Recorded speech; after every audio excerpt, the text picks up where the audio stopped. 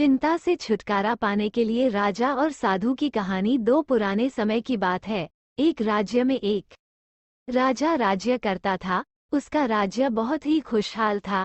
धन धान्य की उसके राज्य में कोई कमी नहीं थी। राजा और प्रजा खुशी खुशी अपना जीवन यापन कर रहे थे। एक राजा की कहानी। एक वर्ष उस राज्य में भयंकर अकाल पड़ा। पानी की कमी से फसलें सूख गई। ऐसी स्थिति में किसान राजा को लगान कर नहीं दे पाए। लगान प्राप्त न होने के कारण राजस्व में कमी आ गई और राजकोष खाली होने लगा। ये देख राजा चिंता में पड़ गया। हर समय वह सोचता रहता कि राज्य का खर्च कैसे चलेगा। अकाल का समय निकल गया। स्थिति फिर से पहले की तरह सामान्य हो गई, किंतु राजा के मन में चिंता घर कर गई। हर समय उसके दिमाग में यही रहता कि राज्य में पुनः अकाल पड़ गया तो क्या होगा। इसके अतिरिक्त भी अन्य चिंताएं उसे घेरने लगी।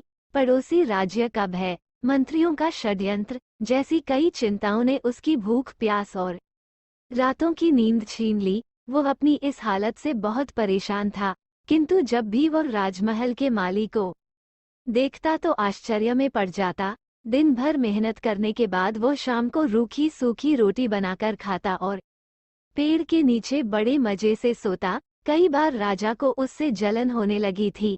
अचानक एक दिन राज दरबार में साधु का आना। राजा की कहानी इन हिंदी। एक दिन राजा के दरबार में एक शिव साधु पधारे। राजा ने अपनी समस्या साधु को बताई और उसे दूर करने का सुझाव मांगा। साधु राजा की समस्या अच्छी तरह समझ गए थे। वो बोले, राजन, तुम्हारी चिंता की जड़ राजपाट है। अपना राजपाट पुत्र को देकर चिंता मुक्त हो जाओ।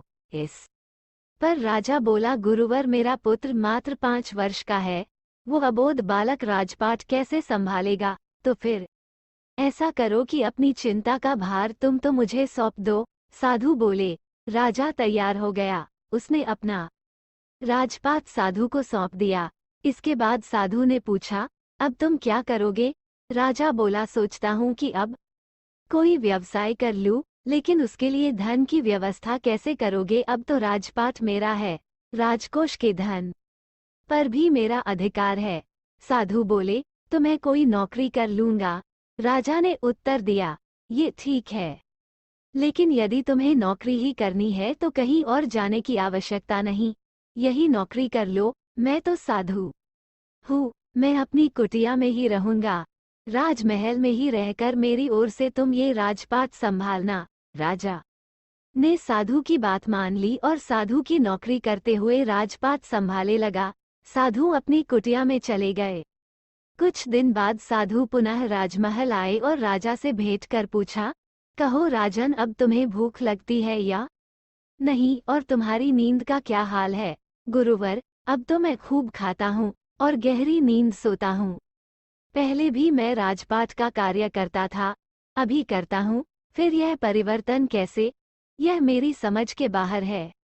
राजा ने अपनी स्थिति बताने के साथ ही प्रश्न पूछ लिया।